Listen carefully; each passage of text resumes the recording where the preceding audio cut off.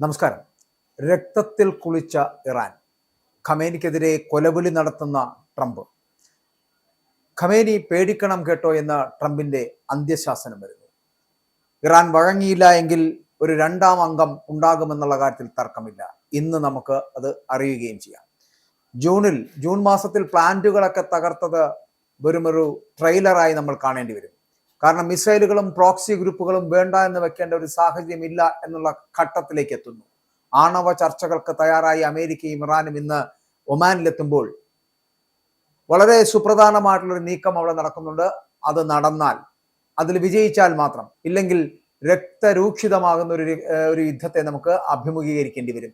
രക്തത്തിൽ കുളിച്ചു നിൽക്കുന്ന ഇറാനെ നമുക്ക് കാണേണ്ടി വരും.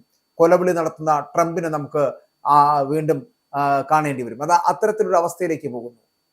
മുതിർന്ന US ഇറാൻ ഉദ്യോഗസ്ഥരടക്കം ഒമാനിൽ രഹസ്യ ചർച്ചകൾക്കായിട്ട് ഒത്തുചേരുമെന്നാണ് അന്താരാഷ്ട്ര മാധ്യമങ്ങളടക്കം റിപ്പോർട്ട് ചെയ്തത്.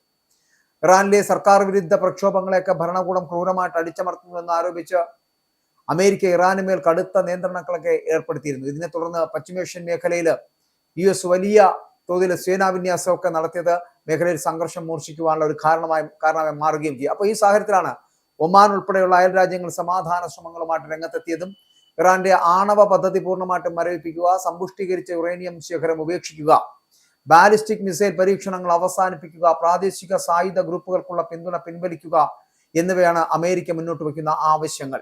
ആണവ കരാറുമായി ബന്ധപ്പെട്ട കാര്യങ്ങളിൽ മാത്രം ചർച്ചയാവാമെന്ന കർക്കശ നിലപാടിലാണ് പക്ഷേ ഇറാൻ. മറ്റ് ആഭ്യന്തര വിഷയങ്ങളിൽ അമേരിക്ക ഇടപെടേണ്ടതില്ല എന്നുള്ളത് അവർ വളരെ കൃത്യമായി പറയുകയും ചെയ്തു കഴിഞ്ഞു. പശ്ചിമേഷ്യയിൽ യുദ്ധസമാനമായിട്ടുള്ള സാഹചര്യം നിലനിൽക്കെ പ്രശ്നപരിഹാരത്തിനായിട്ടാണ് ഒമാൻ ഭരണകൂടത്തിന്റെ മധ്യസ്ഥതയിൽ ഇന്ന് നയതന്ത്ര നീക്കങ്ങൾ സജീവമായിരിക്കുന്നത്. ഇറാൻ പരമോന്നത നേതാവ് ആയത്തുള്ള അലി ഖമേനിയെ വിറപ്പിച്ചുകൊണ്ട് ഡൊണാൾഡ് ട്രംപ് നൽകിയ അന്ത്യശാസനത്തിന് പിന്നാലെ മാസ്കറ്റിൽ വെച്ച് നിർണായകമായിട്ടുള്ള ആണവ വിഷയത്തിൽ ചർച്ചകൾ നടത്താൻ ഇരു രാജ്യങ്ങളും ധാരണയിലെത്തിയത് നമ്മൾ കണ്ടതാണ്. പക്ഷേ ഇന്നിപ്പോൾ ഒമാനിലെ മസ്കറ്റിൽ വെച്ച് രാവിലെ 10 മണിക്ക് ചർച്ചകൾ ആരംഭിക്കുമെന്ന് ഇറാൻ വിദേശകാര്യമന്ത്രിയായിട്ടുള്ള അബ്ബാസ് അരാഗ്ജി അറിയിച്ചിരുന്നു. അമേരിക്കൻ ഉദ്യോഗസ്ഥരുമൊക്കെ ഇത് സ്ഥിരീകരിക്കുകയും ചെയ്തിട്ടുണ്ട്. നേരത്തെ ചർച്ചകളുടെ സ്ഥാനം സംബന്ധിച്ച തർക്കം മൂലമൊക്കെ ചർച്ചകൾ മുടങ്ങുമെന്ന ഒരു പ്രതീതി തോന്നിയിരുന്നുവെങ്കിലും അറബ് രാജ്യങ്ങളുടെയും മുസ്ലിം നേതാക്കളുടെയൊക്കെ ഇടപെടലിലൂടെയാണ് ഇത് വീണ്ടും ഒരു റെയിൽവേ ട്രാക്കിലേക്ക് എത്തിയിരിക്കുന്നതെന്ന് വേണമെങ്കിൽ പറയാം. കാരണം ഇറാൻ ചർച്ചയ്ക്ക് തയ്യാറായില്ലെങ്കിൽ സൈനിക നടപടി നേരിടേണ്ടി വരുമെന്ന് ട്രംപ് ഭീഷണിപ്പെടുത്തിയിരുന്നു.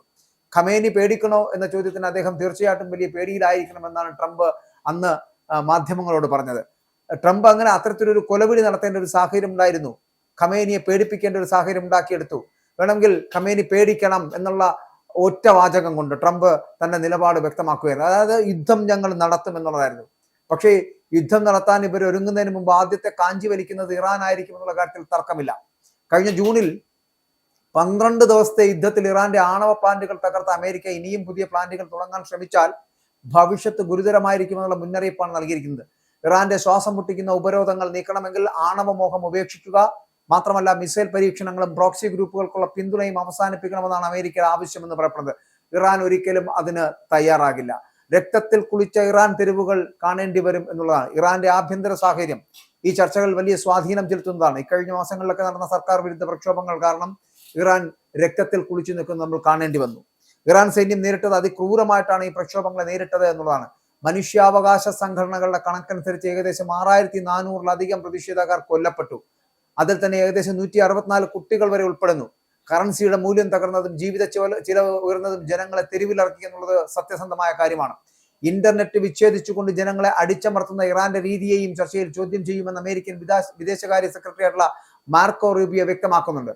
പക്ഷെ ഇവിടെ ഒരൊറ്റ കാര്യമാണ് ആവശ്യം: സമാധാനത്തിന്റെ പാലമായി മാറുവാൻ ഒമാന് കഴിയുമോ എന്നുള്ളതാണ് ചോദ്യം.